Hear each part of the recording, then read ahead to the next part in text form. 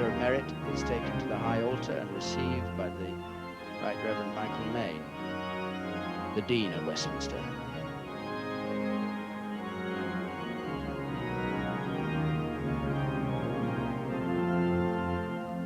And then two by two, the other objects are brought up. A crown from Richard III, Derek Jacobi there, and placed on tables on each side of the altar. The laurel leaf, Coriolanus. Ian McKellen puts that on the table beside the high altar. And now finally the sword is given by Frank Finlay, and that'll be carried and placed on the high altar with the Order of Merit, this extraordinary historic artifact from his life. And in a moment, the Dean himself will give the bidding.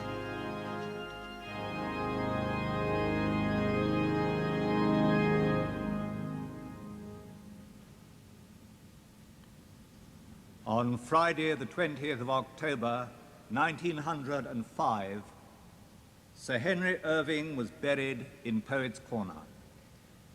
84 years later to the day, we come to honor the greatest actor of our time.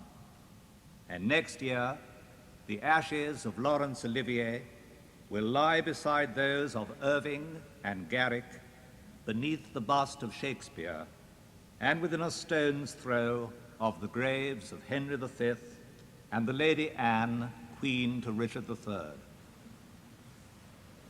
Laurence Olivier received from God a unique and awesome talent which he used to the full. Today we come to remember him, to ask of God forgiveness for his faults, and to celebrate the gifts which have enhanced all our lives and brought a splendor to our nation. For 60 years he moved, astonished, and teased his public. He could interpret human nature at its noblest, at its most comic, and at its most pitiable. We come then to give thanks for his integrity and professionalism, for his magnetism, his powers of observation, his boldness, and his sense of danger, for his breathtaking versatility, and his combination of strength and grace, for his resilience and his incorrigible sense of humor, for his courage, both as an actor and in facing illness and pain, and for so long outfacing death, and for the joy he found at the end in his garden and in the love of his family. Non nobis Domine, not unto us, O Lord, but unto thy name give the praise. The first lesson is going to be read from the nave pulpit by Albert Finney.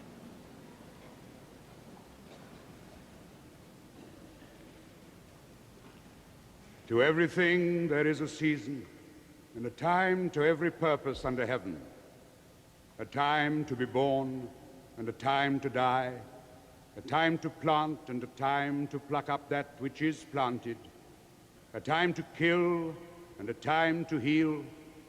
A time to break down, and a time to build up. A time to weep, and a time to laugh. A time to mourn, and a time to dance. A time to cast away stones, and a time to gather stones together. A time to embrace, and a time to refrain from embracing. A time to get, and a time to lose.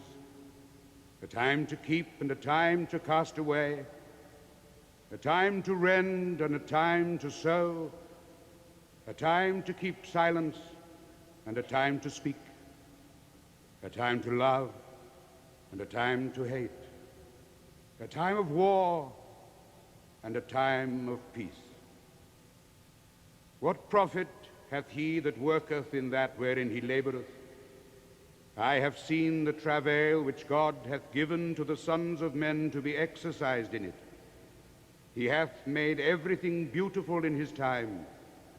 Also he hath set the world in their heart, so that no man can find out the work that God maketh from the beginning to the end.